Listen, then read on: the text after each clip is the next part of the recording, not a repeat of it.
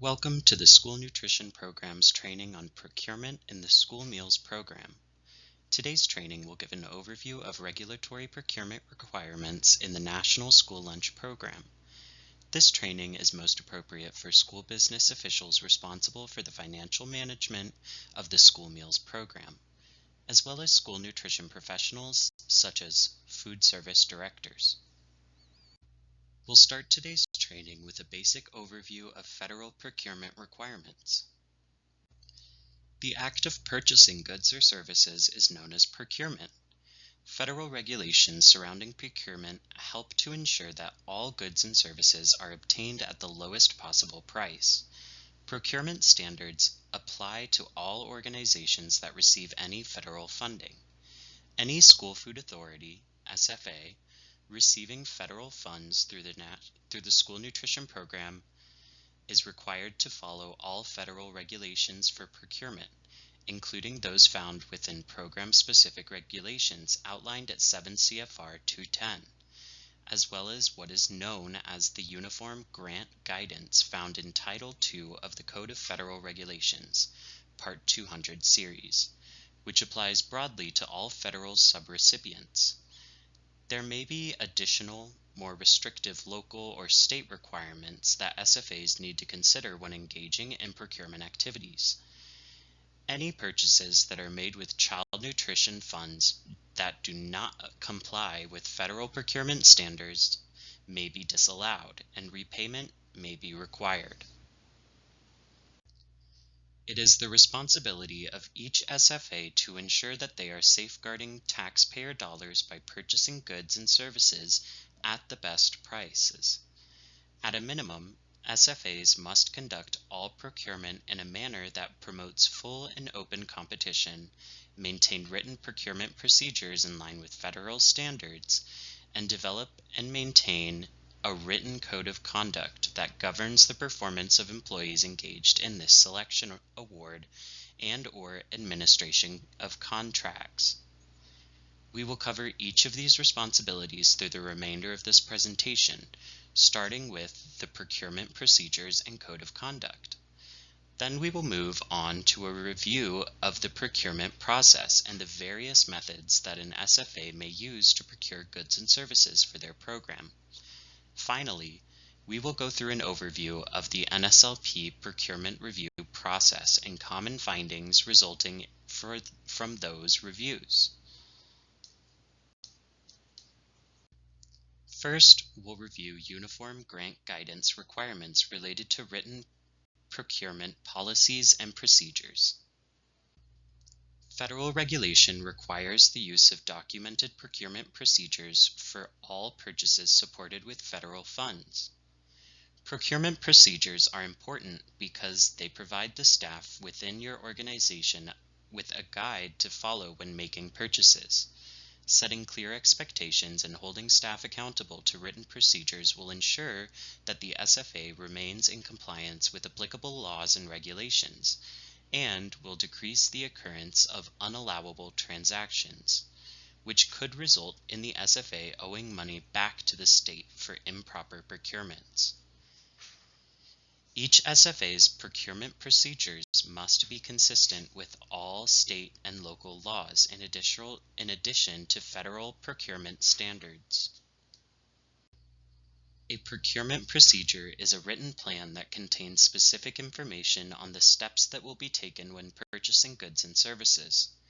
This document will be unique to each SFA and should be updated as procedures change to reflect the actual practices and expectations of the SFA regarding procurement. Each procurement threshold should have steps outlined to be followed when an SFA utilizes that method.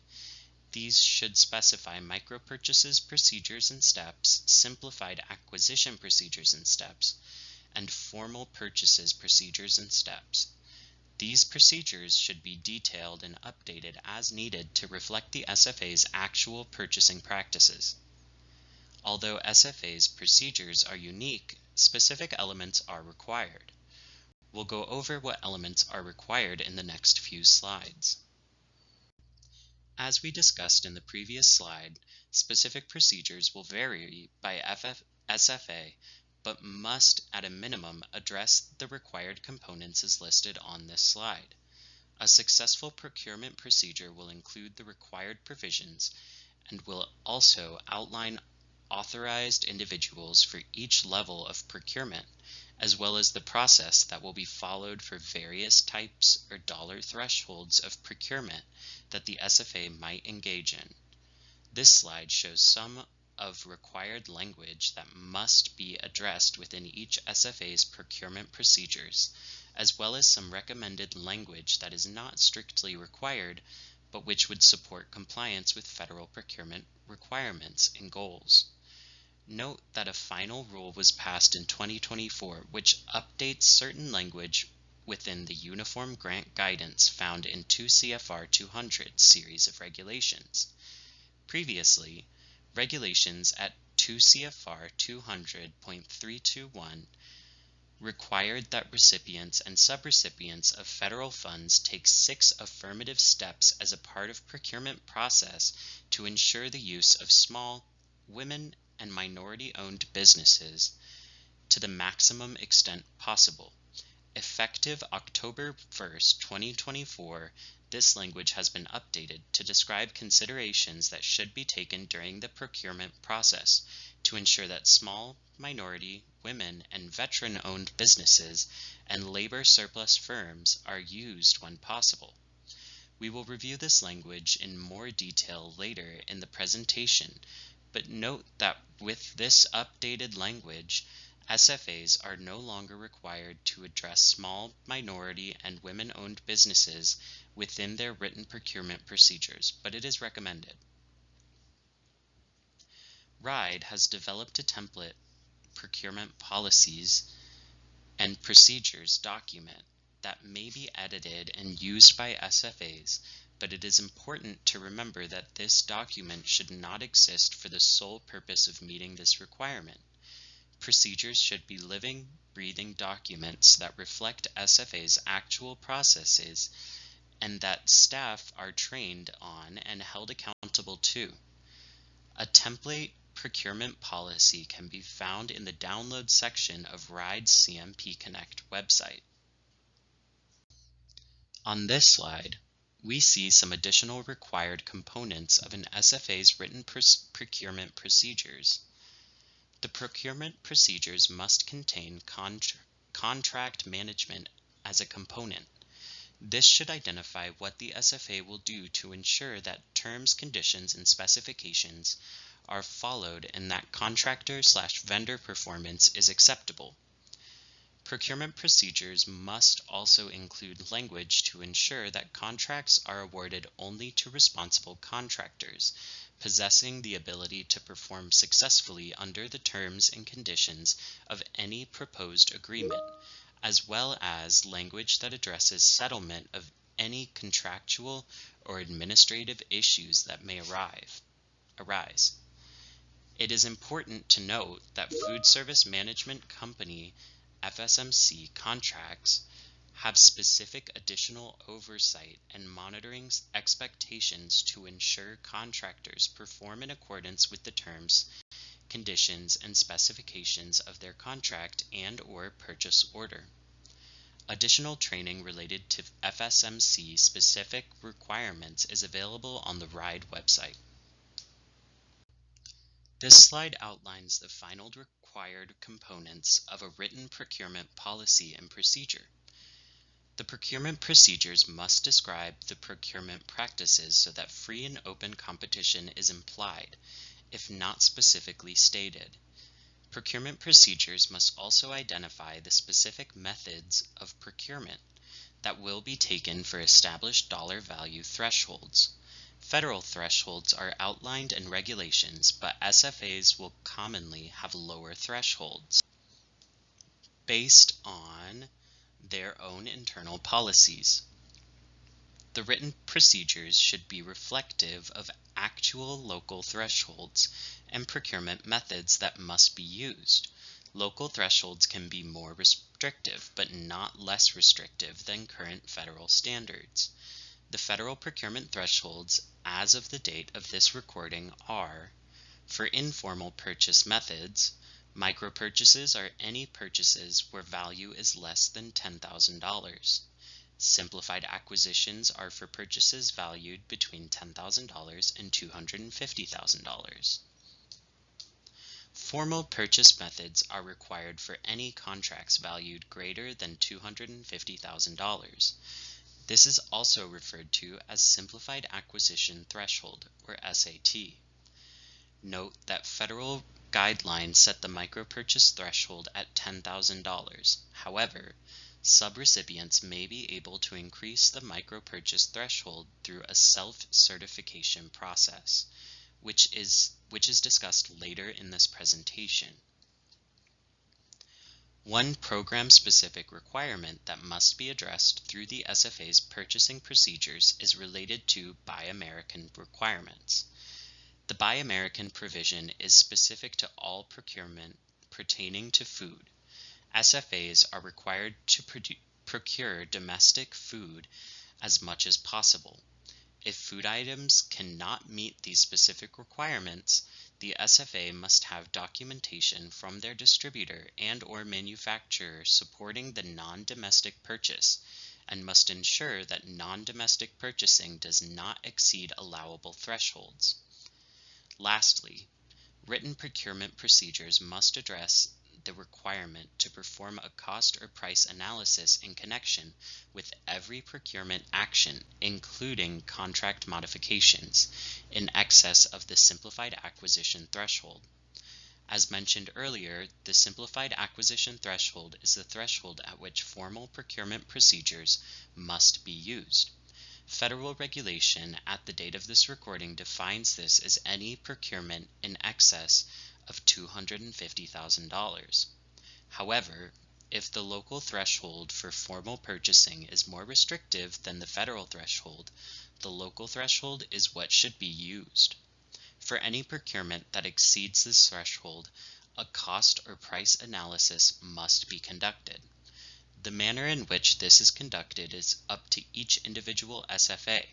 One example of this cost-price analysis is looking at prior procurements to see how much was spent on a specific good or service.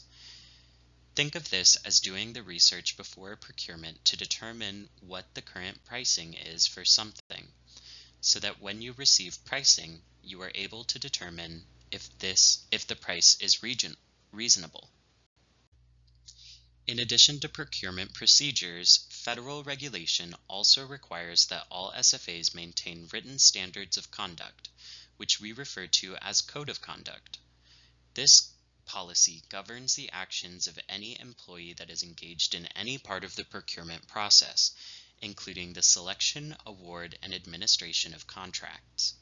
This includes employees, officers, agents, and effective October 1st, 2024, board members that may be engaged in the selection, award, or administration of contracts procured using federal funds. This requirement is another way to safeguard federal dollars and guides the SFA and its employees from engaging in unethical and unallowable behavior. This document should set clear expectations and must include disciplinary actions for violation of the policy. We will discuss other required elements in the next slides. There are two main components of a written code of conduct that are required for all agencies. The first is language defining and prohibiting conflicts of interest for employees engaged in procurement process. A conflict of interest would arise when the employee or any member of his or her immediate family or their spouse or partner or any other organization which employs or is about to employ any of the parties indicated has a financial or other interest or a tangible personal benefit from a firm considered for a contract. A conflict of interest can be real, meaning that a person's professional judgment is compromised because of a potential benefit, or it can be apparent, meaning that a reasonable person would think that the person's professional judgment is likely to be compromised. An example of this might be an employee who has a brother that owns a local produce company. This employee has a conflict of interest since his brother stands to benefit financially if a contract is awarded to his company, and therefore that employee should not be engaged in a procurement where his brother's company is a potential vendor.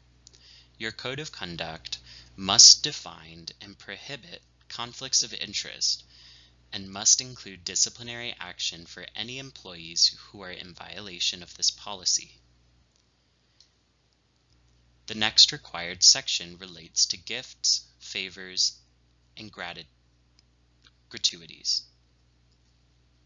The SFA's employees may neither solicit nor accept gifts, favors, gratuities, or anything of monetary value from a vendors, and this must be made clear within the SFA's code of conduct. An SFA may choose to set standards for situations in which an unsolicited gift is of normal value or therefore can be accepted by employees. For example, an SFA may decide to allow employees to accept gifts of up to $20 in value once per calendar year per vendor, as long as the gifts were unsolicited. If an SFA chooses to allow for gifts of nominal value, the code of conduct must define what the nominal value is. The last required section only applies to organizations that have a parent, affiliate, or subsidiary. In this case, the SFA's code of conduct must also address how the SFA will manage relationships that may prohibit the ability to be impartial in conducting procurements involving a related organization. SFAs may choose to follow local or state codes of ethics or conduct, but if that's the case, it should still be referenced within the SFA's own policies and procedures. The SFA must ensure that all required elements are covered, or supplementary language will need to be added to the local written policy, simply stating that the SFA adheres to town or state code of ethics and conduct without a supporting written policy or procedure is not sufficient and would result in a finding during a procurement review. Within its template, Procurement Policy and Procedures, RIDE has also provided sample language for the required code of conduct components that we have discussed. Again, SFAs may access and edit this template to meet the regulatory requirement to maintain a written code of conduct, but it is important to remember that this document should not exist for the sole purpose of meeting this requirement. The document should reflect an SFA's actual policies that staff are trained on and held accountable to.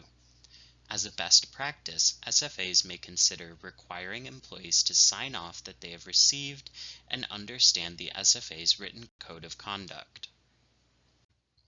Now that we've reviewed the general requirements related to written procurement procedures, we'll move on to review in more detail the actual procurement process and the steps included in each method of procurement. These steps will be an important part of the written procurement procedures that we discussed in the previous slides. As we have already mentioned, procurement standards are designed to ensure that the best goods and/or services are obtained at the best prices. For the process to work effectively, all potential vendors must be provided with the same opportunity to bid on the requested goods and/or services. When all vendors are on equal footing, the responsible vendor with the lowest price will prevail. In order to be considered responsive, a vendor must be able to comply with all the SFA's stated terms and conditions. For example, if an SFA is seeking services at 5 locations, but a vendor can only provide services to 2 of the 5, that vendor would not be considered responsive to the request. In order to be considered responsible, a vendor must be capable of performing successfully under the terms and conditions specified by the SFA. For example, If the SFA finds that the vendor is responsive to their request for vended meals but has a history of poor health inspections, this vendor would not be considered responsible. By ensuring that vendors are both responsive and responsible before making an award, an SFA can ensure that the best product will be received. For vendors to be on equal footing, free and open competition must exist. This means that there are no organizational conflicts of interest, which we defined in the Code of Conduct section of this training. That there are no unreasonable requirements placed on vendors, such as vendors must be located within 1 mile of SFA, which would severely limit the pool of potential vendors, that there are no practices in place that prevent competition, that there is honest communication with all vendors, including providing each vendor with the same clear written specifications of the goods and services being solicited, that there are no unnecessary experience or bonding requirements for potential vendors.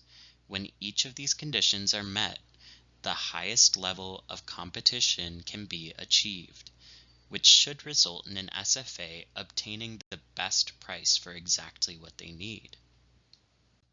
In the next few slides, we will review the different methods of procurement that an SFA may use to meet the objectives that we covered in the previous slide. But before we do that, we will need to define a couple of procurement terms that will be used in the remainder of this presentation. The first term that we will discuss is specification. Federal regulations require that SFAs include a clear and accurate description of the services or product that they are planning to procure. This description may not unnecessarily restrict competition, but should set a minimum standard that the product or service must meet in order to meet the SFA's needs. This description is known as the specification. This is all a long way of saying that you need to define what it is that you are trying to buy, whether you are engaging in a competitive procurement or are simply sending your staff to the local grocery store. You will need to be clear on the product that you are looking for to ensure that you get the right item at the best price. The slide on the screen shows some questions that you might consider when developing specifications, such as, what is the product? Is there a specific type or size that you need? How much of the product will you need? Will you require pickup or delivery? Providing an accurate description of what you are looking for lets vendors know what to base their prices on and ensures that you are comparing apples to apples when reviewing vendor responses. Specifications apply not only to raw food products like milk, but can also be applied to meals received from a caterer. There are basic specifications like the type of meals, like breakfast or lunch, delivery times, etc., that vendors will need to know, but SFAs may wish to include additional requirements like fresh fruit only, no juice, hot meals only, etc.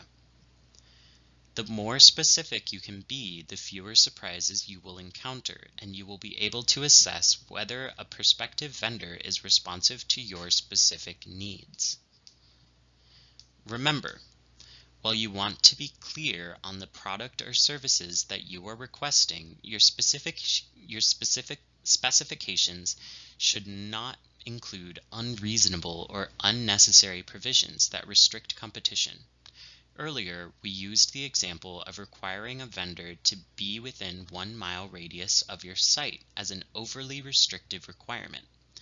An example of an overly restrictive product specification would include requiring a specific brand name product, without allowing for a vendor to provide an equivalent alternative. As we've discussed, procurements cannot include specifications that are considered to be overly restrictive in creating free and open competition. Previously, using local as a specification for unprocessed agricultural products was considered to be one of these overly restrictive specifications. However, the USDA recognized that local and regional food systems can build resilient supply chains that actually increase competition, while also supporting equitable food systems, strengthening local economies, and advancing food and nutrition security. For these reasons, the recently passed final rule updating the NSLP meal patterns also included a provision that will newly allow program operators to use local as a specification for unprocessed agricultural products, as long as the inclusion of such specification does not interfere with the full and open competition. The definition of local can be left up to the SFA. However, it is important to keep in mind that your definition cannot arbitrarily restrict competition. For example, while it may be reasonable to request Rhode Island grown product for something that is abundantly available here, like apples, it would not be reasonable to request apples grown and harvested within a 5-mile radius of the school, as that would severely limit the available vendor pool.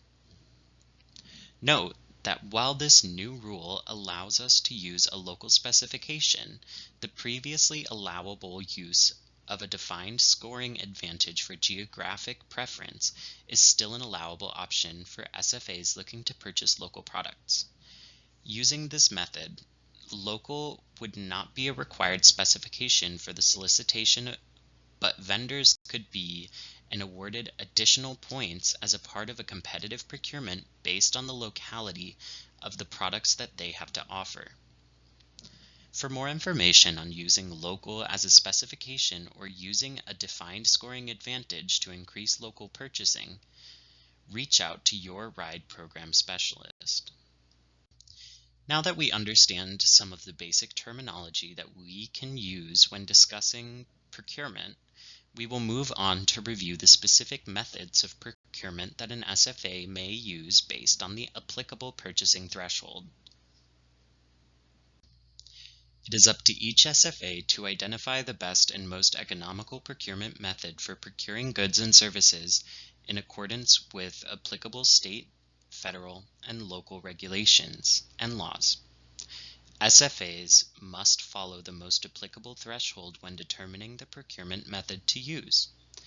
As you can see on the screen, the procurement methods available can be divided into 3 categories: informal methods of procurement, which include micro-purchasing and simplified acquisitions, formerly referred to as small purchases; formal methods of procurement; and non-competitive methods of procurement.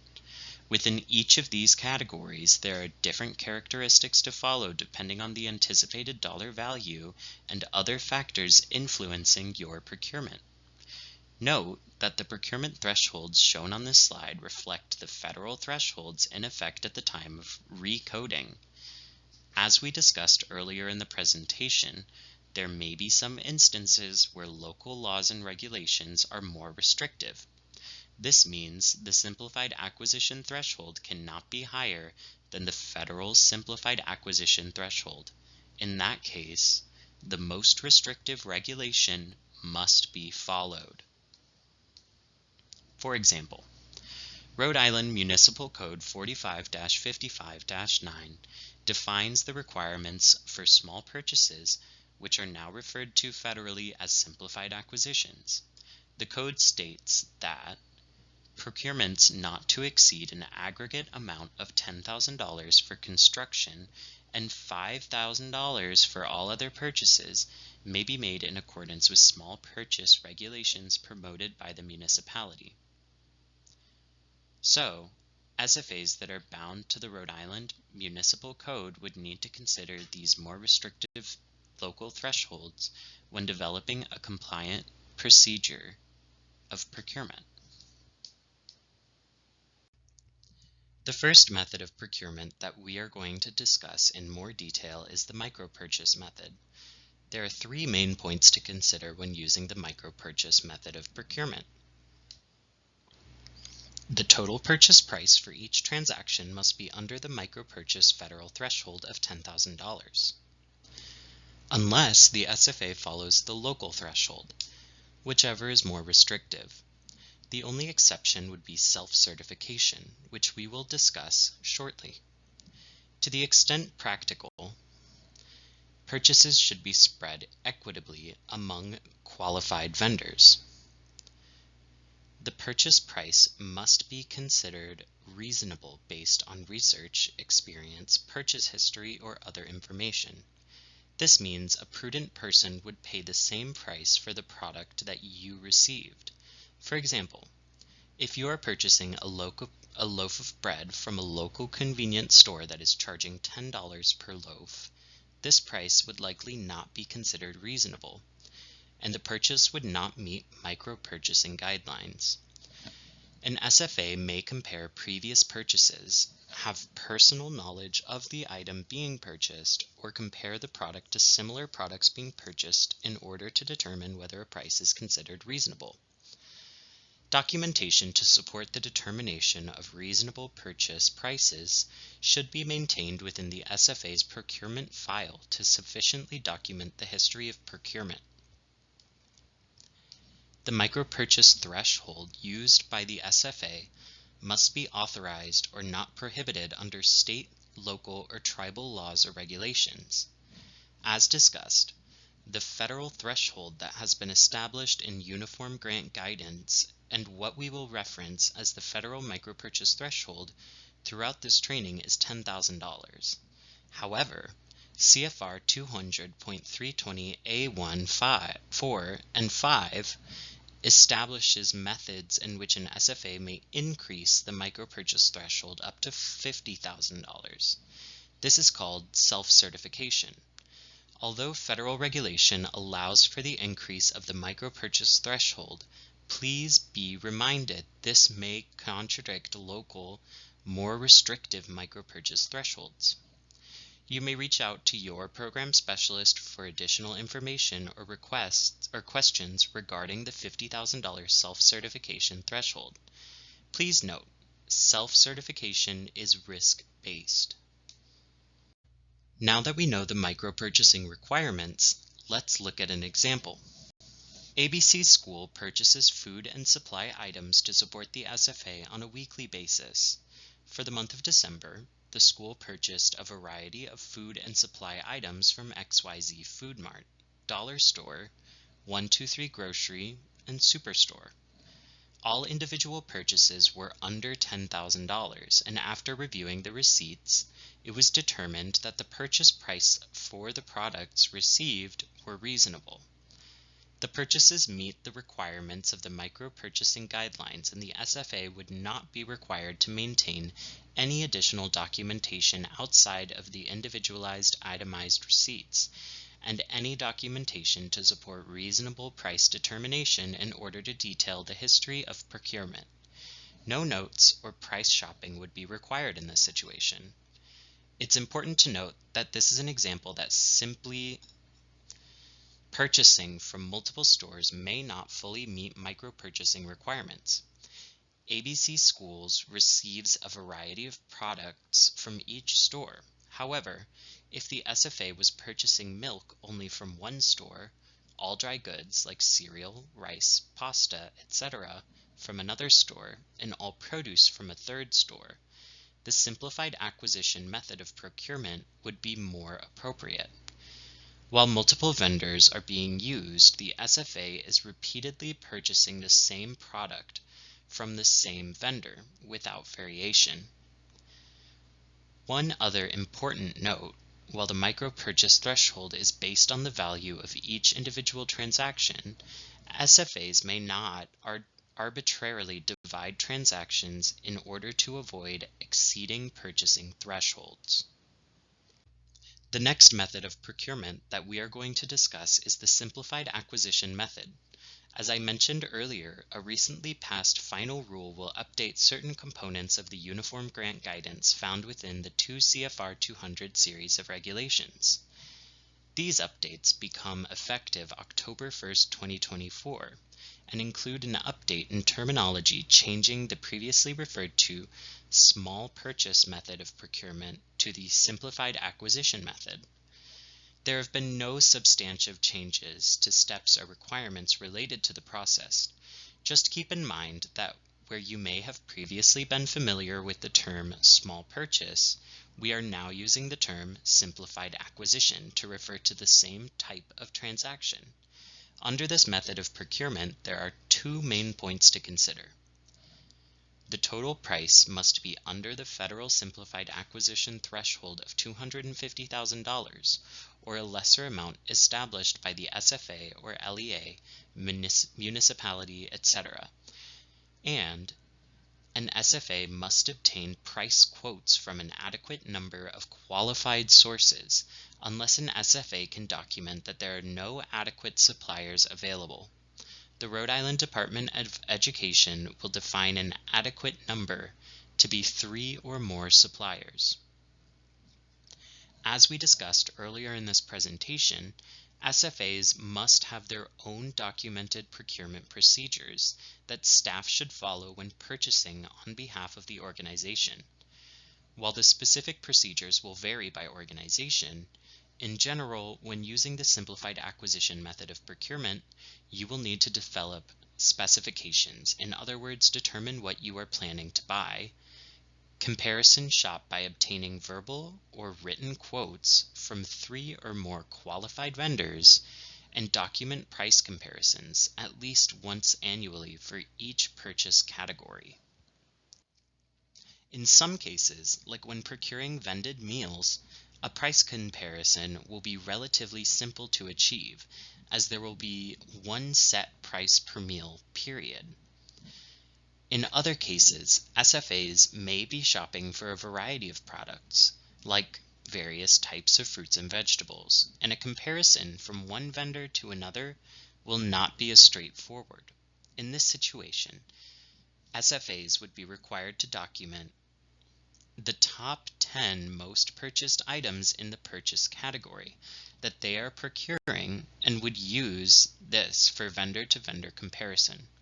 We will review a sample of this type of comparison in the next slides. Now that we know the simplified acquisition requirements, let's look at an example. ABC School only spends about $500 per week on food supplies, which is under the micro-purchase threshold. But the school doesn't have the staff resources to effectively spread the purchase equitably among vendors and would rather shop exclusively at one store for food items. The SFA conducted a price comparison of the most used items and documented the results. Based on the price comparison, the SFA purchases only at Mary's company for all food purchases over the course of the year. These purchases meet the requirements of the small purchase guidelines. The SFA would be required to maintain a copy of the price comparison, including any supporting documentation, such as sales flyers, notes from phone calls, emails from vendors, etc., in addition to the individualized itemized purchase receipts. ABC School must document this price comparison process at least once annually. This slide shows an example of the documentation that could be saved to support the small purchase example in the previous slide. You can see from this chart that ABC School compared 3 vendors. ABC School looked at 4 different items, which must make up the majority of the purchases to be made from the vendor. Although Mary's company did not have the lowest prices for all 4 items to be purchased, the aggregate cost based on the prices and quantities is the lowest through Mary's company, and therefore they were awarded the business. The bottom half of this documentation form summarizes how price quotes were obtained and references the specific supporting documentation that was maintained from each vendor. As you can see from this example, price quotes can be obtained from a variety of methods: fax, phone, in-person, etc. But regardless of this method, it must be documented. Now we'll move on to formal procurement methods. For any purchase over the federal simplified acquisition threshold of $250,000 or lower, more restrictive local threshold, if applicable, a formal method of procurement must be used. Formal procurement can be conducted using either an invitation for bid, IFB, or request for proposal, RFP. An IFP procurement will always result in a fixed price contract, which is awarded to the lowest cost responsible bidder. An RFP procurement can result in either a fixed price or cost reimbursable contract, and an award is made to the responsible vendor whose proposal is deemed to be most advantageous with cost and other factors considered. We will review the specific requirements for these two methods on the next few slides. As with small purchasing, the specific steps used in formal purchasing may vary by SFA, but in general will include the following. 1. Conduct a cost-price analysis. In either IFB or RFP, the SFA must perform a cost or price analysis in connection with every procurement action in excess of the simplified acquisition threshold, including contract modifications. The method and degree of analysis is dependent on the facts surrounding the particular procurement situation. This is the starting point, and the non-federal entity must make independent estimates before receiving bids or proposals. This cost-price analysis must be documented and available to write upon request during a review. Develop a solicitation tool which includes the specifications and contract conditions for the goods and/or services that you are looking to purchase. Both IFB and RFP are required to include specific contract provisions that we will list on the next slide. 3. Publicly announce or advertise the solicitation. This is generally done through advertisements in newspapers or other media outlets. Online would also work. 4. Evaluate the offers received using the criteria outlined in the solicitation, if using the RFP method, or publicly open bids received if using the IFP method. 5. Award the lowest cost responsible vendor if using the IFB method, or award the responsible bidder whose proposal is deemed to be the most advantageous with cost and other factors considered if using the RFP method. Manage the contract. 6. Manage the contract to ensure that you are receiving everything as stipulated in the contract. This includes making sure all terms and conditions are met. As mentioned in the previous slide, Uniform Grant Guidance outlines certain contract provisions that are required in contracts procured with federal funds.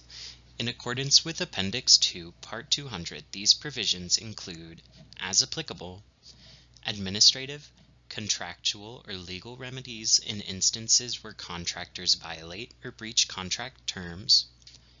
All contracts that exceed $10,000 must address termination for cause and for convenience. Equal employment opportunity clause must be included in all contracts that meet the definition of federally assisted construction contract. Language pertaining to the Davis-Bacon Act must be in all prime construction contracts in excess of $2,000. Contract Work Hours and Safety Standards Act must be included in all contracts in excess of $100,000 that involve the employment of mechanics or laborers. Rights to inventions made under a contract or agreement must be included in contracts for the performance of experimental, developmental, or research work. Clean Air Act language must be included in contracts in excess of $150,000. Requirements related to debarment and suspension must be included in all contracts. A contract award must not be made to any parties debarred, suspended, or otherwise excluded by agencies. Byrd anti-lobbying amendment must be included for awards exceeding $100,000. Note that these contract provisions represent the minimum federally required language for all contracts, but there may be additional program-specific contract provisions like Buy American and other food service management company requirements that may apply depending on the type of goods or services being procured. A contract must be willing and able to comply with all required contract provisions in order to be considered responsive and responsible, which is why these provisions should be included as a part of the solicitation documents, developed early in the procurement process. Now let's review the specific requirements for an invitation for bid, or IFB. Bids must be solicited from an adequate number of qualified sources. As with simplified acquisitions, RIDE defines an adequate number as 3. Sufficient response time is also required. Think about what you are procuring: equipment, meals, food, etc. You want to allow the vendor enough time to create a response and submit it. Failure to allow for sufficient response time may result in an inadequate number of bidders, and could be considered a restriction to free and open competition. The IFB must have clear specifications for the items and services being requested. All bids received need to be opened at the time and place listed in the IFB and must be opened publicly. Tip: make a template log to use for IFBs that show vendors in attendance, time, date, where the bids were opened, and SFA representatives that were present. A firm fixed-price contract award will be made in writing to the lowest responsive and responsible bidder. A bid that is rejected would be one that was not evaluated. For example, a vendor submits their bid past the due date that was publicized in the solicitation. This bid would not be considered responsive and would need to be rejected. Make sure to document any bids that are rejected, as well as the reason why. You may be wondering, what is the main difference between IFB and RFP, and why would I select one method over the other? For an IFB, we like the example of throwing a party. I am having a party, I am planning it. I will outline the details and expectations, and I just want to know how much it's going to cost me. IFBs are good for procurement where the SFA knows exactly what they want, and the award is based solely on price rather than other factors that may be important to the SFA, such as experience, references, etc. For example, with equipment, SFAs usually know what they want, and may not want to leave details up to the vendor. You just need to know the price for what you know you want. An RFP is more appropriate when you have a general idea of what you need, but are comfortable leaving some of the details of the how up to the vendor. We'll discuss this more on the next slide. In a request for proposal, or RFP, price remains an important factor when making an award, but is not the only factor considered when evaluating a vendor's proposal. In an RFP, an SFA will outline their goals and requirements and will ask vendors to propose solutions based on the information contained within the solicitation. The SFA must identify all evaluation factors that will be used when reviewing proposals and their relative importance. The evaluation factors must be determined prior to using the solicitation and must be included in the RFP with price as a heavily weighted factor. In this type of procurement, contracts must be awarded to the responsible vendor whose proposal is considered to be the most advantageous based on the established evaluation factors. However, an SFA may receive overly responsive proposals, and vendors may offer up additional services, products, etc. that were not a part of the solicitation. Examples could be a vendor will provide the food or equipment in the procurement as requested, but will also provide a donation to the football team, a scholarship for a senior, donation to cover unpaid meal balances, etc. If this occurs, these additional items cannot be taken into consideration when evaluating a vendor's response. In fact, proposals can be thrown out for this reason and not considered for award. Returning to the questions, what is the difference between an IFP and RFP? Let's go back to our party example. I'm having a party. I will outline the parameters, but you tell me what to expect. I want to know what you would do, how much it'll cost me. Your proposal will be what you will do, how you will do it, and how much you will charge me for it. RFPs are good for procurements where the SFA has an idea of what they want, for example, increased meal participation, or an increased focus on farm-to-school initiatives, but is comfortable leaving some of the details or the how up to the vendor. Price is a significant scoring criteria, but other factors such as experience, references, etc. are also part of scoring and are considered in the award. Note: previous guidance issued by the USDA required SFAs to include price as the highest weighted factor when establishing evaluation criteria in the RFP process. However, federal regulation states that contracts must be awarded to the responsible offerer whose proposal is the most advantageous with the price and other factors considered, and does not require price to be the highest weighted factor. This language is not new, but USDA has recently issued notification that their guidance related to the RFP process will be updated to no longer specify that price must be the highest weighted factor. Now let's summarize the main differences between the two formal purchasing methods. An invitation for bid, IFB, method of procurement, potential vendors respond by providing sealed bids with the either flat price per unit or an overall lump sum price for the goods and or services requested. In this type of procurement, the cost is the only factor that is considered. As long as each vendor is responsive and responsible, the lowest cost vendor will be awarded at the time of bid opening. This method can be used for fixed price contracts only, meaning that the agreed upon price per unit or lump sum price will not vary over the life of the contract. In the request for proposal RFP method for procurement, potential vendors respond with competitive proposals that include both a narrative and cost component.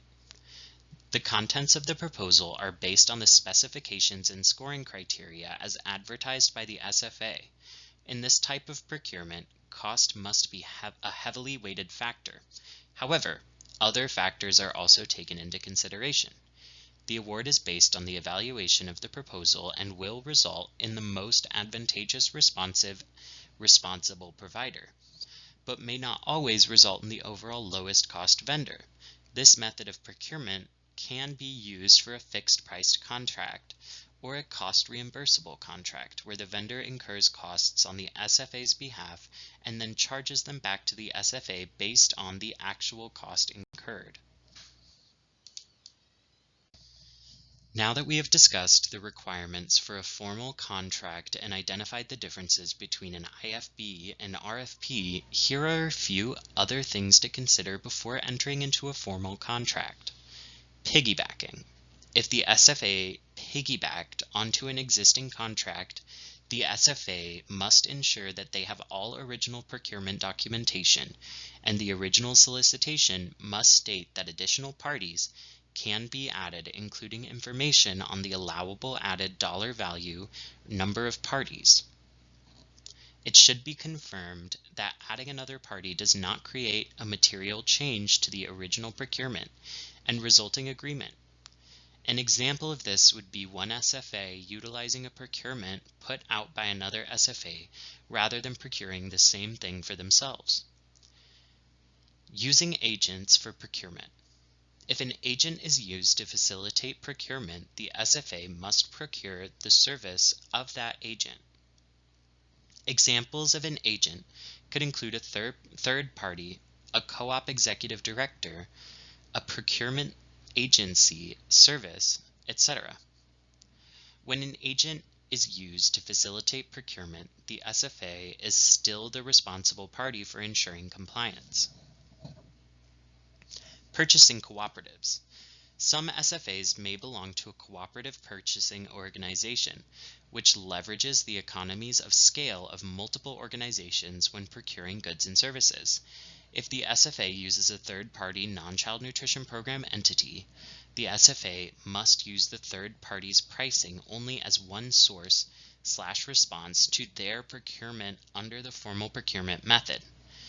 This includes SFAs using a non-CNP specific vendor on the state's Master Price Agreement, MPA, for CNP purchases. Using a non-CNP MPA vendor without any competitive procurement steps is not in compliance with CNP guidelines. Even as a member of a cooperative, the SFA is still responsible for ensuring compliance. Market basket procurement can be used to evaluate bids or proposals for a solicitation based on an evaluation of the lowest price a vendor can offer for a representative sample of goods. If a market basket analysis is utilized, language in the solicitation must state that responses are evaluated based on the representative list of goods, usually 75% or more of the total estimated value of purchase. The SFA must also develop a clear and accurate descriptions and estimated quantities. Value added. This language is sometimes used in solicitations but can invite incentives or investments. If this language is used, the SFA must include criteria for how value-added services or goods will be evaluated, and must note the unallowable cost items will be excluded prior to contract award. Speaking of unallowable, please note that the contract renewals and/or any amendments must prohibit unallowable costs. Examples include scholarships, gifts, grants, event tickets, etc. Unallowable costs are goods or services that are not required for the operation and improvement of food service. The last procurement method we will discuss is non-competitive procurement. There are a few instances where non-competitive procurement can be used. However, non-competitive procurement is usually an exception to the rules. An SFA in one of these situations must reach out to RIDE's Child Nutrition Program office for guidance and will need their approval prior to making a purchase. Here are some circumstances that might allow for non-competitive procurement practices. A sole source procurement is a type of non-competitive procurement that occurs when the goods or services are only available from one manufacturer, distributor, or supplier. An emergency purchase needs to be made and cannot wait for the process of putting out a solicitation. A solicitation was utilized and multiple vendors were contacted, but only one vendor responded. One non-competitive procurement situation that is unique to SFAs operating the National School Lunch or School Breakfast program is contracting with another school food authority. SFAs may choose to contract with another local SFA for vended meals to support the school nutrition program. In this case, a competitive procurement is not required regardless of anticipated contract value, and the SFA does need RIDE approval to enter into this type of agreement. However, there are some additional considerations that to be aware of in regards to the scope of services and required contract provisions, which we will discuss later in this training. Lastly, on the topic of procurement process and allowable procurement methods, we'll review some additional considerations that SFAs will need to keep in mind when procuring goods or services with federal funds. In addition to choosing an appropriate procurement method, SFAs must keep some additional requirements in mind when conducting procurement that will be supported with federal funds. One is the requirement that SFAs consider small businesses, minority businesses, women businesses, and veteran-owned businesses, and labor surplus firms in the procurement process. Prior to a recently passed final rule, regulatory language referred to required affirmative steps to assure that minority businesses, women's businesses, enterprises, and labor surplus firms are used when possible. Effective October 1st, 2024, that language will be updated to refer to considering these businesses and defining what consideration means. Rather than referring to affirmative steps that must be taken, the addition of veteran-owned businesses to this list is also effective October 1st, 2024.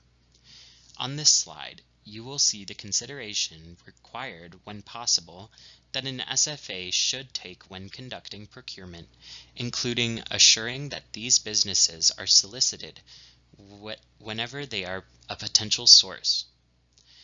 These steps should not only be a regular part of an SFA's procurement process, but should also be included in each SFA's written procurement procedures, which we discussed previously. In order to demonstrate compliance with the procurement requirements that we have discussed so far, an SFA must maintain sufficient records to detail the history of procurement. We've discussed what the documentation might look like for each method of procurement.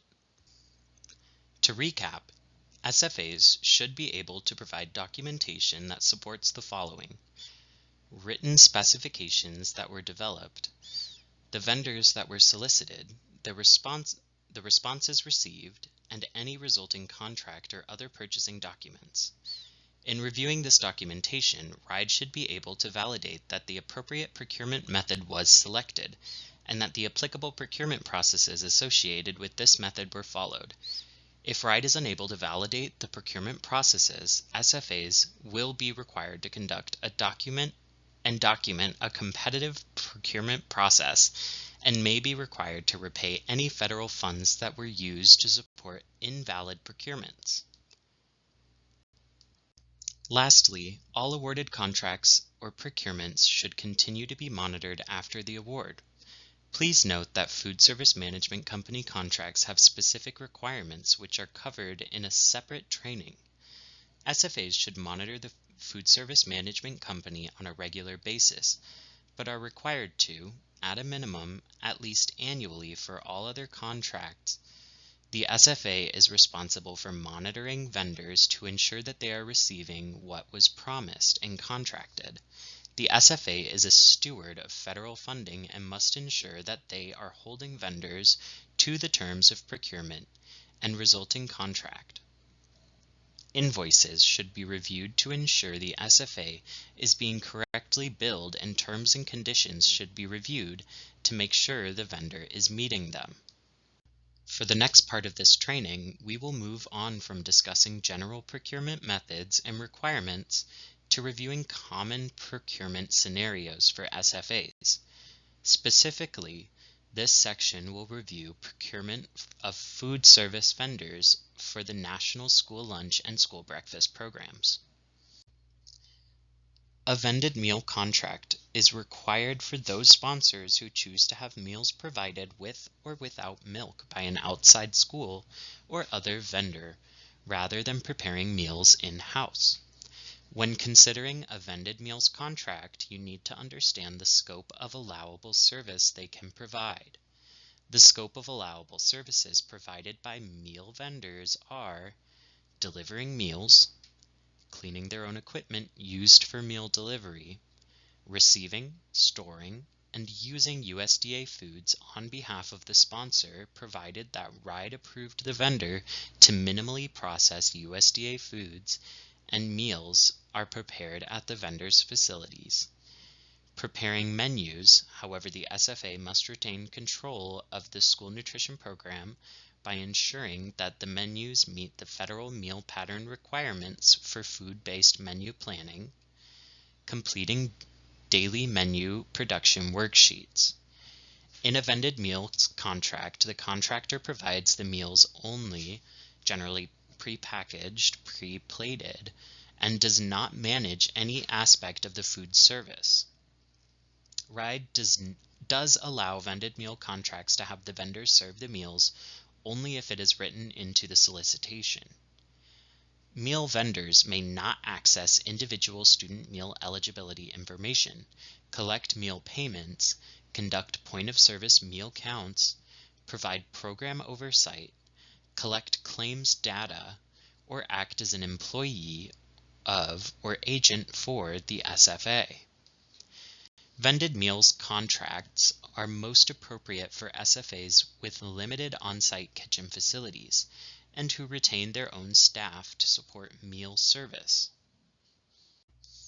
An informal procurement process may be used when the one-year cost for the purchase of food, services, and/or supplies from a wholesaler, reseller, or vendor is less than the applicable simplified acquisition threshold. Although less rigorous than the formal procurement method, SFAs must still use a competitive procurement process. The SFA must contain a minimum of 3 known suppliers and obtain competitive price quotations. SFAs are permitted to negotiate prices and terms with one or more of the suppliers contracted. SFAs must ensure that all suppliers receive the same information about the requested food services and/or supplies to the extent possible. SFAs should compare equivalent food, services, and/or supplies and inform all suppliers of any special need that may affect the price. An example of a special need would be the delivery of the product to a specific building or kitchen.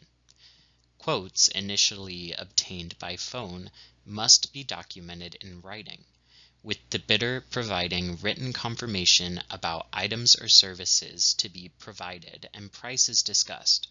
Such documentation must be retained as a part of the procurement documentation and is subject to examination and audit by applicable federal and state regulatory agencies. Using the informal procurement method, SFAs may directly contact potential competitive sources.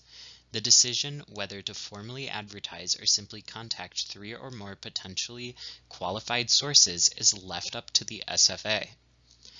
If the one-year cost for the purchase of meals with a vendor would exceed the local, state, or federal simplified acquisition threshold, whichever is more restrictive, then the SFA would be required to use one of the formal procurement methods described earlier in this presentation. Note: documents sufficient to detail the history of procurement must be maintained on a file and will be reviewed as part of the procurement review process. As an alternative to the competitive procurement process, SFAs may choose to obtain reimbursable school nutrition program meals from another SFA. This relationship is referred to as an SFA to SFA agreement. In this situation, the recipient SFA is exempt from competitive procurement requirements. However, a new SFA to SFA agreement must be executed and submitted to RIDE prior to the start of each school year that vended meals will be vended.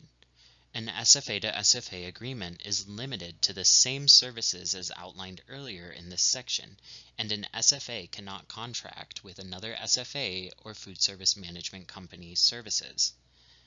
It is possible that an SFA will enter into an agreement to receive vended meals from another SFA that has a contract with a food service management company. This is an allowable relationship. However, the scope of services for the SFA to SFA agreement is still limited to the allowable services of a vended meals agreement, and the two SFAs are the only parties to the agreement. A food service management company does not have the authority to offer vended meals to another SFA using the facilities and resources of the SFA that they are under contract with. One other important item to note is that while an SFA to SFA agreement does not require a competitive procurement process, it is still important that both parties understand and agree to the terms and conditions of the agreement. It is not uncommon for SFA school calendars to differ from one another, and both SFAs party to an SFA to SFA agreement should consider their expectations and responsibilities under such an agreement where program operations and goals do not seamlessly align. Now that we understand the different methods of procurement that are available to SFAs, let's take a moment to see how these methods of procurement are applied to vended meals contracts. SFAs may choose to contract with a vendor for any or all NSLP meals that they provide. SFAs who choose to have meals vended can either enter into an agreement with another SFA, contract with a caterer just for vended meals to be delivered, or they can contract with a food service management company. As we discussed, a contract with another SFA does not require the SFA to conduct a competitive procurement. The parties must still enter into a written agreement based on agreed upon specifications and on a RIDE-approved contract template. This agreement can be renewed annually without restriction. Vended meals may be procured utilizing the simplified acquisition method if the contract value is less than the federal threshold of $250,000 or a lower, more restrictive threshold set at the local or state level. As mentioned, this requires at least 3 quotes, and the contract will be awarded to the company with the lowest aggregate price. SFAs who choose to contract with a food service management company rather than having meals vended by an SFA must engage in a competitive procurement process before a contract can be awarded. Depending on the value of the contract, either the simplified acquisition method or the formal method may be used. Regardless of the procurement method, contracts will be awarded with price as either the only factor or a highly weighted factor, depending on the procurement method, to a responsive and responsible vendor who can meet the SFA's specifications. If using the formal method, an IFB or RFP can be utilized. Contracts can be signed for no more than 1 year period with up to 4 renewals for a total of a maximum of 5 years. After that, an SFA is required to conduct another competitive procurement process. The entire procurement process, including any resulting contracts and/or renewals, must be on RIDE-approved templates. For SFAs that elect to contract with a food service management company, there are instances where the initial agreed-upon terms of the agreement need to be updated, and a contract amendment would be required. For food service management company contracts, contract amendments are not allowable without prior approval from RIDE. Prior to amending a contract, the SFA must first contact RIDE to determine if the contract revisions can constitute a material or substantive change to the contract. To determine if the change is material or substantive, ask the question, would bidders have bid differently if the change had existed at the time of bidding? Or ask, does the change alter the contract value in excess of the federal simplified acquisition threshold? If the answer is yes, a new procurement must be conducted. If the answer is no, it is possible an amendment may be made to the contract. Pursuant to 7 CFR Section 210(16)D, food service management companies' contracts shall be of a duration no longer than 1 year. The initial contract can include an option to renew for no more than 4 additional 1-year terms. Each additional 1-year term will be considered an amendment to the initial contract.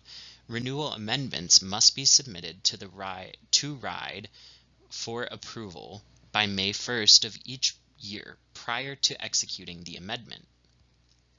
while all changes to the initial contract must be reviewed to determine whether the change is to be considered material.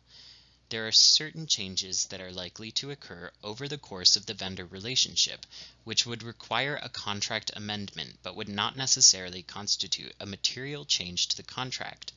The following are examples of such changes: number of schools, new schools added; changes in enrollment; decreases and increases in student enrollment and the corresponding change expected in participation; changes in student or adult meal prices; meal price changes determined by SFA; meal equivalency; minor adjustments to the per meal equivalency as set forth in the contract. SFAs have the option to rebid their food service management or vended meal contract at any time. Neither party may make or impose material changes to an existing contract during the contract year or as part of the annual contract renewal process. If it is determined that material or substantive changes are necessary, the SFA must conduct a new procurement and rebid contract or may choose to self-operate its food service. Circumstances which require an SFA to rebid the contract include expiration of the existing contract and renewals.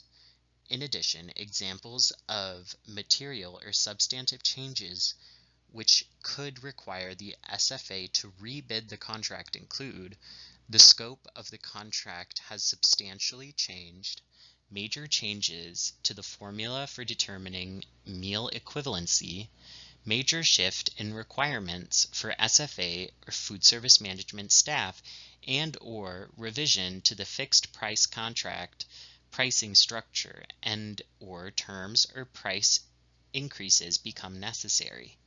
Finally, the SFA should rebid the contract if the existing contractor has not fulfilled the contract to the SFA's satisfaction. Knowing the difference between a vended meal contract and a food service management company contract is important because the procurement and contractual requirements are different for each. If an SFA contracts with a food service management company without obtaining RIDE's approval, the SFA may be required to rebid the contract or pay the food service management company from a source other than the nonprofit school food service account. If an SFA contracts for vended meals and that contract is later determined to be a food service management company contract that was obtained without RIDE's approval, the SFA may be required to rebid the contract, repay the nonprofit school food service account from an allowable non-federal funding source for all costs incurred under the invalid contract, or pay the food service management company from an allowable non-federal funding source until the new RIDE-approved executed contract is in place. Any contract where the contractor participated in developing any part of the bid, documents, or contract, the RIDE will require the SFA to rebid the contract, repay the nonprofit school food service account from an allowable non-federal funding source for all costs incurred under the invalid contract. Please note that the SFA may not use the nonprofit school lunch account to reimburse the account used to pay for the food service management company's services provided during an invalid contract period. Some contractors may allow an SFA to defer payment until the contract is approved. However, the SFA cannot use the cafeteria fund to pay the balance due for any food service management company services rendered before the SFA obtained RIDE's pre-approval and the contract was executed. For the last section of today's training, we will be going over the procurement review process to give you a general idea of the components of this review, what reviewers will look for, and how to prepare. There are 6 main sections of the procurement review, each with their own set of associated questions. The sections are general procurement procedures, micro-purchases, simplified acquisitions, formal contracts, food service management company, and processing contracts. Throughout the rest of the training, we will go through each of these sections specifically and the documentation that reviewers will request for each section, as well as some of the common review findings and tips for ensuring compliance. The first area of review requires RIDE to request and review the SFA's documented policies and procedures related to procurement and conflicts of interest. The reviewer will ask for procurement procedures and code of conduct that were in place, followed during the year being reviewed, and apply to purchases made with funds from the nonprofit school meal service account. While there may already be purchasing procedures or a code of conduct for the SFA in place, ensure that the policies are in compliance with federal regulations. Please note that 2 CFR 200 contains the Uniform Grant Guidance and is applicable to all federal funds, so this is not specific to child nutrition funds. This slide shows the language that reviewers will be looking for in the policies provided by the SFA. We covered the details of these requirements earlier in today's training. As we've discussed, SFAs must have and use documented procurement procedures consistent with state, local, and tribal laws and regulations. Each SFA's procedures can look different, but specific elements are required. The most common findings for the General Procurement Procedures section include no written policies in place, written policies are missing required content such as conflict of interest or methods of procurement, and written procedures are not aligned with federal requirements. Examples include thresholds are less restrictive or procurement steps are inadequate. Most SFAs have some version of a written procurement policy or procedures document, but many provide code of conduct documentation to pertains to teaching staff and is not specific to those individuals engaged in procurement and contract management. Within an SFA's written procurement procedures, it is not uncommon for reviewers to see procurement procedures which fail to address the method of procurement to be used for varying thresholds, or where the threshold included in the policies are contradictory either to regulation or to other part of the policy. For example, some SFAs will provide policies which require formal purchasing from transactions over $5,000 and will go on to describe the necessary formula purchasing procedures, but the policy will fail to address the procedures that should be used for purchasing below the $5,000 threshold. In other cases, SFAs may provide a policy that requires formal purchasing at $5,000, but later in the policy refers to simplified acquisition method of procurement for any purchases under $10,000. These thresholds are contradictory and do not adequately inform purchasers of the process that must be followed depending on the type of procurement that they are engaged in. In order to prevent these common findings, make sure you have procurement procedures in place and are following them. All school nutrition staff responsible for making purchases with funds from the nonprofit school food service account should know where these procedures are and what is included in them. When creating procurement policies and procedures, make sure to include all federal, state, and local required content. Since procurement policies and procedures are required to follow specific federal regulations, they must be updated as regulations change to align with federal law, but should also be updated as necessary to reflect the actual practices of the SFA. Next, we'll go over the micro-purchase section of the review. During a procurement review, if micro-purchases were made, the reviewer will ask for purchase orders, if applicable, and/or a maximum of 3 invoices or receipts from each vendor selected. In order to determine whether or not micro-purchases were made, you will be asked to provide reviewers with a list of all purchases made from the nonprofit school food service account in the prior year. We will often refer to this as a vendor paid list. Ideally, SFAs will categorize these purchases based on the procurement method that they used.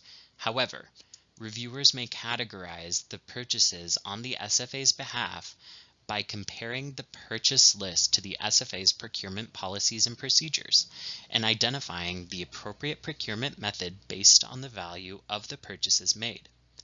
In this section of the review, reviewers are trying to determine if the micro-purchase requirements have been met. This includes purchases should be spread equitably among qualified suppliers to the maximum extent possible. Purchase prices must be reasonable. A reasonable purchase price is one that a prudent person would follow based on research, experience, purchase history, and other information, and document its files accordingly. You want to consider all of this as if you were buying groceries or services for yourself.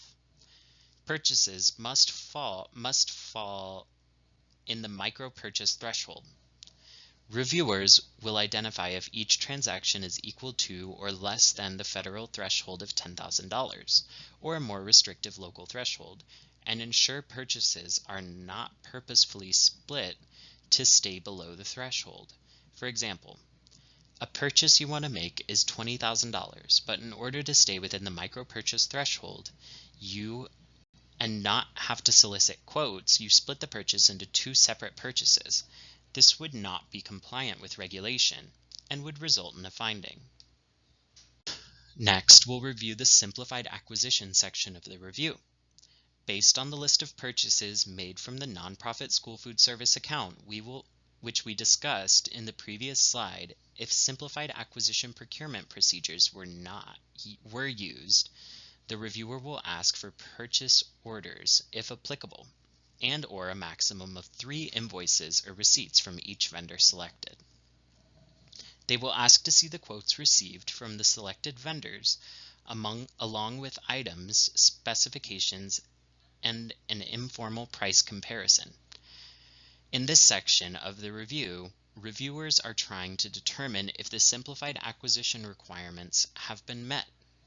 This includes soliciting an adequate number of sources, including Buy American provisions in specifications as appropriate, ensuring that specifications are provided to all sponsors and do not restrict full and open competition, that there is adequate documentation to support the history of procurement.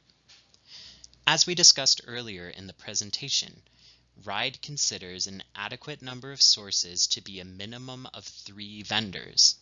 The Buy American provision is required for all food purchases. Any non-food purchases or services do not require this provision, such as pest control, equipment, or office supplies. When drafting specifications, it's important to keep in mind certain things that could limit full and open competition. Ask questions to yourself when writing specifications. Are the requirements for the vendor appropriate for the goods or services? Does the experience fit with what is being requested? If a brand name is included in their language stating that an equal product would also be expected. Most importantly, all of the activities that we've described must be documented so that the reviewers can clearly see that all requirements have been met. This includes documentation related to each of the areas we've discussed on this slide, as well as documentation of anything else that may have impacted the procurement process. For example, it's possible in a simplified acquisition method of procurement that an SFA will want to consider criteria in addition to price before selecting a vendor. In this case, just like with formal procurements, the criteria must be established and documented ahead of time, and the SFA must maintain documentation to support their evaluation efforts prior to selecting a vendor. For both informal purchase methods, micro-purchases, and simplified acquisitions, the common review findings are the same. The most common findings for informal purchasing are failure to use correct procurement method, incomplete documentation, and improper use of the state's master price agreement, commonly referred to as the MPA. Remember, when we are looking at the appropriate procurement method to use, this should be based on the SFA's own local procurement policy and procedures, which must be in line with state, local, and federal requirements, but are likely more restrictive than the federal requirements that we have discussed so far today. Because both micro and small purchase methods are informal and do not require public advertising or sealed bids, it is common for reviewers to find that SFAs have failed to adequately document the requested specifications and/or the responses received from vendors. It is acceptable for SFAs to communicate with vendors via email, over the phone, or in person for these procurement methods, but the interactions must still be documented. This includes documenting when an SFA reached out to a qualified vendor but did not receive a response. Another common issue that reviewers will find is related to use of the state's master price agreement. As we discussed earlier in this training, cooperative purchasing agreements, like the MPA, which were produced by non-child nutrition program entities, can be used as one source of quotes in a competitive procurement process, but cannot be used without engaging in any additional procurement steps. In other words, if the SFA needs to purchase paper for printing menus and found that there is a paper vendor on the state's MPA, the prices from the MPA could be used as one of the 3 necessary quotes required under the simplified acquisition method. The only exception to this would be in an instance where RIDE's Child Nutrition Program Office has procured a vendor on behalf of SFAs specifically for the use of child nutrition programs. In this case, the MPA vendor could be used without additional procurement steps, since it would have already been procured by child nutrition operators for child nutrition operators. In order to prevent these common findings, you want to refer to your written policies and procedures, determine what is the most appropriate procurement method prior to purchasing goods or services. Be sure to document all procurement activities, including those activities that happen over the phone. Consider using RIDE's Simplified Acquisition Log to help with this process. And remember that generally the MPA cannot be used for child nutrition program purchases without doing additional price comparisons. The key word to remember for the review is documentation. If the documentation you have for purchase doesn't provide a clear picture for any reviewer, you might be missing something.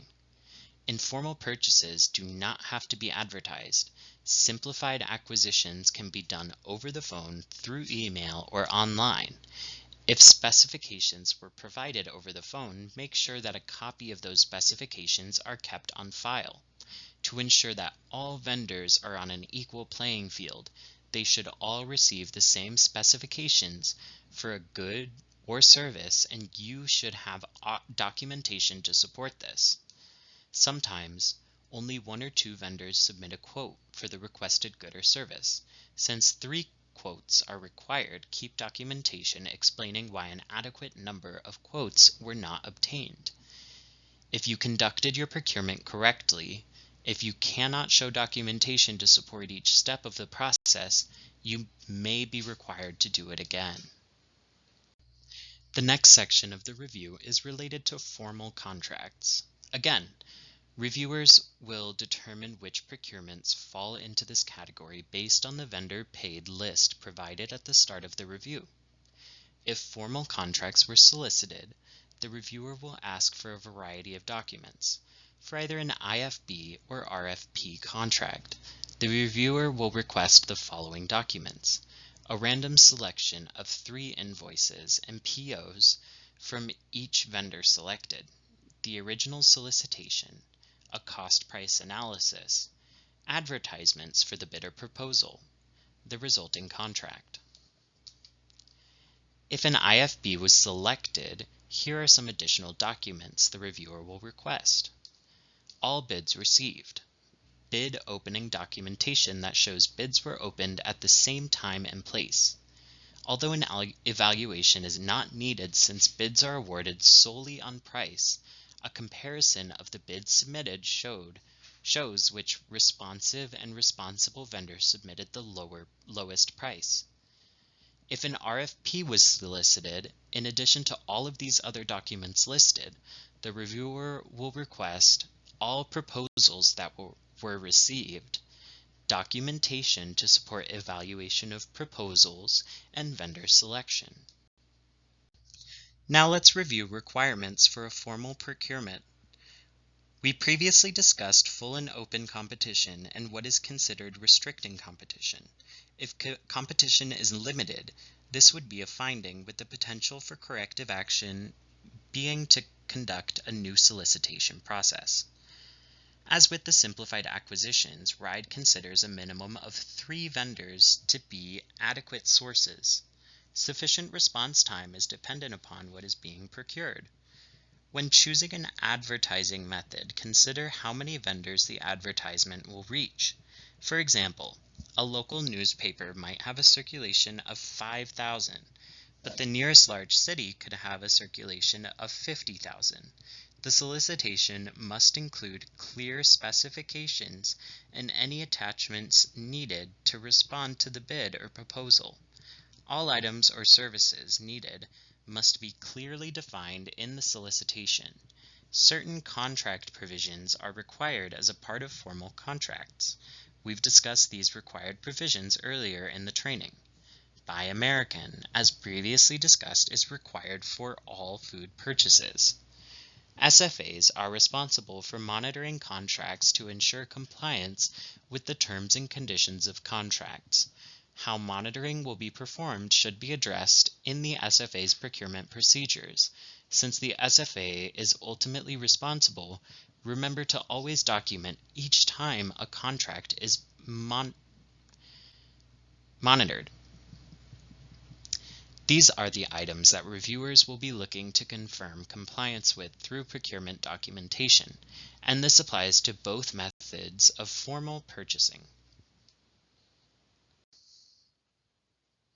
As we've discussed, there are various contract provisions that are required in formal contract agreements. Some provisions are required for all contracts procured with the federal funds, while others apply depending on the value of the contract. Refer to the section on formal procurement procedures earlier in this training for more specific information on each of these contract requirements.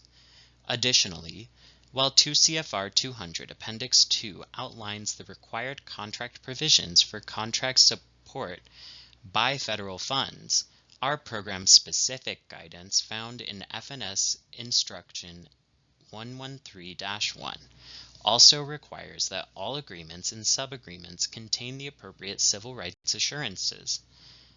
Specific language related to required civil rights instructions can be found within the FNS instruction. As a reminder, the requirements for the invitation for bid process vary slightly from the request for proposal process. Here are specific IFB requirements. Bids must be opened at the same time and place that was specified in the bid. If the location or time is changed, an amendment should be posted so that all vendors are aware of the change. They must be opened in a public location that is specified in the solicitation. For example, if members of the public are not allowed in the place where the bids are being opened, this is not a public location. Formal procurements utilizing an IFB process can only award firm, fixed-priced contracts. In addition to having the lowest price, the bidder must also be responsive and responsible. Here are the specific RFP requirements. In the solicitation, all evaluation factors and their relative importance must be included. This would be either points or percentages associated with each category, and price must be one of the factors considered and should be heavily weighted. a written method for conducting evaluations and making selections which must match what was included in the solicitation.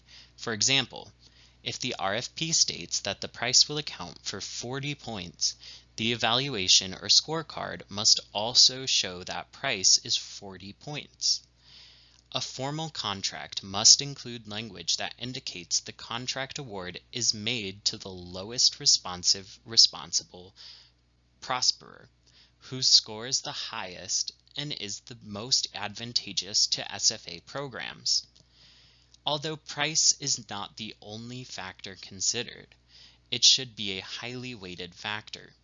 For cost reimbursable contracts, there must be language regarding discounts, rebates, and all other applicable credits. The contractor must identify the method by which it will report discounts, rebates, and other applicable credits, and must also retain and provide all documentation. As you can see from this slide, the common findings for the formal purchase methods are similar to those we discussed in the informal purchase methods. The most common findings for informal purchasing are missing or incorrect language in the solicitation or contract document, incomplete documentation to support the history of procurement, improper awards of contract based on the solicitation and responses received, and improper use of the state's master price agreement. SFAs are encouraged to develop template IFB and RFP solicitation and contract documents, which include all required provisions. But remember, the requirements for IFP and RFP are not exactly the same. Occasionally, SFAs will refer to these methods interchangeably, which can sometimes result in non-compliance.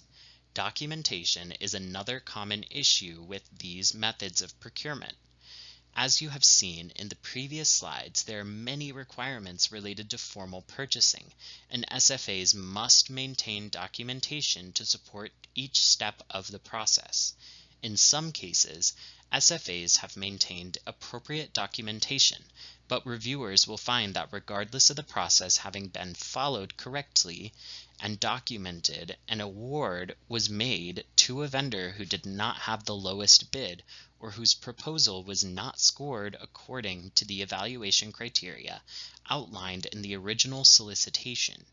This is most commonly an issue with the RFP method of procurement and can occur when evaluators do not have clear instructions on the scoring process and/or when the SFA has a long-standing relationship with an incumbent vendor and allows that relationship to influence their scoring decisions. For more detailed information on the evaluation process for an RFP procurement, view the recorded training available on the RIDE Child Nutrition Program's website. Lastly, improper use of the MPA continues to be a common finding in formal purchasing for exactly the same reasons outlined within the informal procurement section. RIDE highly recommends that SFAs address the use of the state's MPA for child nutrition purchases directly within their procurement procedures so that an employee engaged in procurement activities has clear instructions and clear understanding of the appropriate use of the MPA for these types of purchases. Here are some tips for formal contracts. When conducting a cost-price analysis, one possible method is to look at prior year expenditures. If this is the first time purchasing a particular good or service, market research would be another option. The method and degree of analysis is dependent on the facts surrounding the particular procurement situation. But as a starting point, the SFA must make independent estimates before receiving bids or proposals.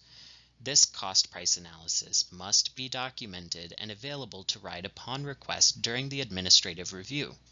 For RFPs, it can be helpful for both vendors and reviewers to know how the breakdown of points was awarded in each evaluation category. For example, if the price is 40 points, how will those points be awarded? Some SFAs include a formula to determine this.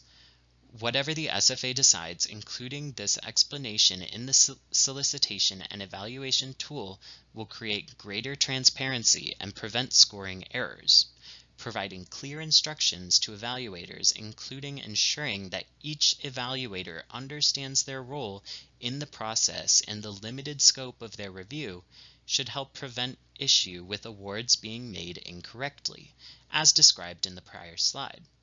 In some cases, a vendor may respond to a solicitation but may be rejected from consideration. Rejecting a vendor means that a bid or proposal was received but not scored. For example, a bid is received after the due date, or a proposal was determined to not be responsive for solicitation. Make sure to document when a bid or proposal was received and include the reason it was not scored or rejected. Lastly, remember that there are only two types of allowable formal contracts, either fixed price or cost reimbursable. Cost plus a percentage of cost or cost plus a percentage of income are not allowable. The last few slides reviewed all of the required information for formal contracts. Here are some allowable reasons that a formal procurement process may not be required. Public exigency or emergency, which does not allow the required time for a formal competitive solicitation.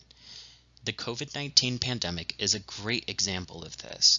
With the interruptions in the supply chain, many SFAs had to utilize emergency contracts to ensure receipt of everyday staples. Another reason for a non-competitive contract is after a bid solicitation, the number of sources was inadequate for open competition.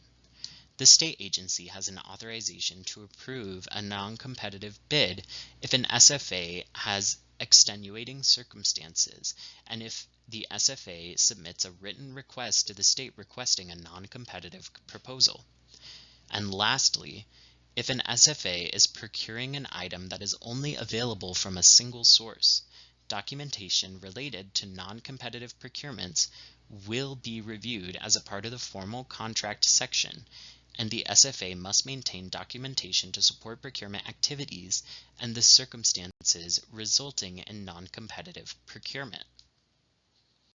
The next section of the procurement review is food service management company contracts.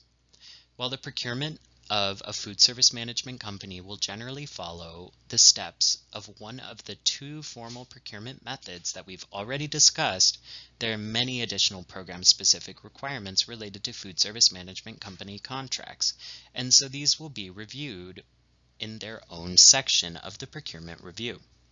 If an SFA contracts with a food service management company, a reviewer will request all of the documents listed on this slide, which includes all of the same documentation that we reviewed in the formal procurement section, with some additions. However, unlike for other formal procurements, program regulations require RIDE to have an oversight of the entire food service management company procurement process prior to an SFA entering into a signed agreement with the selected food service management company. This means that the documentation related to the solicitation, evaluation, and award of a contract to a food service management company should already have been reviewed and approved by RIDE prior to an SFA's procurement. Instead, for procurement review purposes, RIDE will focus on the contract oversight as opposed to the procurement of the contract. SFAs are required to oversee the food service management company throughout the duration of the contract to ensure both contract and program compliance. An SFA's process in place for monitoring food service management company performance include but are not limited to handling of credits, rebates, and discounts, reconciliation processes, and compliance with advisory board requirements. SFAs have specific requirements related to food service management company monitoring, which are discussed in greater detail in the recorded training series to Food Service Management Company Monitoring, which can be found on RIDE's Child Nutrition Program website. Compliance with these requirements will be monitored by requesting and reviewing the documentation as outlined on the right-hand side of this slide during the procurement review process. As mentioned on the prior slide, many of the areas reviewed during the procurement review are looked at by RIDE when an SFA initially procures a food service management company, and when any renewals and/or amendments are executed. Because of this, we will only cover the procurement review questions related to the SFA monitoring the food service management company, as that is what RIDE focuses on in the procurement review process. 1. The SFA is required to monitor the food service management company through periodic on-site visits and strongly encouraged to document each on-site visit. At least one formal monitoring form must be done annually. More information on this process can be found in the training Food Service Management Company Monitoring 101. The SFA must monitor the quality, extent, and general nature of its food service and the prices children are charged for meals. Does the food quality meet expectations? Is the operation overall going well? 3. Food service management companies must ensure that all USDA foods received by the SFA and made available to the food service management company occur only to the benefit of the SFA's nonprofit school food service and are fully utilized therein. The SFA must also ensure full value of USDA foods is extended to SFA. How is the SFA monitoring or confirming this? This should appear in the monthly invoice. 4. All applicable health considerations must be maintained and up to date for the duration of the contract. Are the certificates available at all times? The food service management company must utilize or establish an advisory board composed of parents, teachers, and students to assist in menu planning. Documentation must be kept on file and provided during the procurement review. Compliance supporting SFA's monthly claim for reimbursement and food service management company invoice. What supporting documentation is used by the SFA? Is the SFA following their procurement procedures for monitoring contracts in this area? 7. Contract provisions for discount rebates and credits. How is the SFA monitoring this? 8. Compliance with Buy American provisions. Is the food service management company purchasing domestic foods? If non-domestic items are used, what is the justification form? Or like form completed and kept on file. SFAs should monitor the food service management company on a regular basis, but are required to at least annually. Food service management company monitoring forms are available when the SFA monitors the food service management company. These forms contain additional information such as validation activities to ensure that the monitoring of the food service management company is thorough. The forms are also a good resource for the SFA to use in developing internal procedures around the items on this slide. Here are additional procurement review questions pertaining to food service management company compliance with their cost reimbursable SFA or state contract. Has the SFA validated food service management company invoices and allowable costs billed prior to the payment? Have they ensured the charge of the cost of goods or services is accurate? Is the SFA confirming they are receiving full value for rebates, discounts, and credits? Does the SFA have a process in place to ensure they are receiving full value of USDA foods? If the food service management company employs the food service staff, is the SFA compliant with auditing staff time reports? Buy American compliance. Is the SFA purchasing domestic foods? Because the procurement of a food service management company contract is reviewed and approved at the time of procurement, the procurement review will not result in any findings related to that process unless an SFA has failed to engage RIDE as a part of the procurement of a food service management company. Instead, the most common findings related to the Food Service Management Company section of the Procurement Review relate to inadequate contract oversight and monitoring.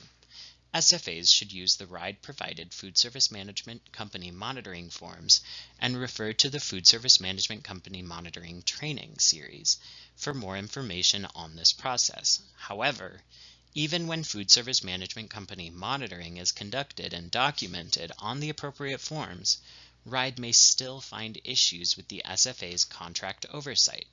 For example, SFAs must have a process in place for monitoring allowable costs charged to the program by the Food Service Management Company. This process must be documented in order for reviewers to validate it. Similarly, regulation requires that SFAs conduct a reconciliation of USDA foods at least once annually. In some cases, RIDE finds that the SFA does not have a formal process in place, that the process in place is not documented, or that the process does not fully address all USDA foods. For more information on USDA foods and reconciliation requirements, review the recorded USDA foods training that can be found on the RIDE Child Nutrition Program's webpage. Another common finding is that SFA has not convened a student advisory board to assist in menu planning. That advisory board meetings are not documented, and/or that the recruitment or composition of the advisory board does not meet requirements.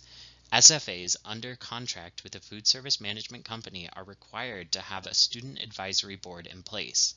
The SFA may choose to have the Food Service Management Company facilitate student advisory board meetings, but it is still up to the SFA to ensure that these meetings are happening and appropriately documented. In some cases, an SFA may choose to use their wellness committee to meet student advisory board requirements. This is allowable only to the extent that the requirement for and composition of the wellness committee aligns with the requirements for the student advisory board, and that conversations around menu planning are specifically outlined and documented within meeting agendas and minutes. Remember, Food Service Management Company monitoring requirements are separate from other program meal service monitoring requirements. SFA must conduct Food Service Management Company specific monitoring in all required areas and must document monitoring activities on the appropriate RIDE templates. The last section of procurement review is related to processing contracts for USDA foods.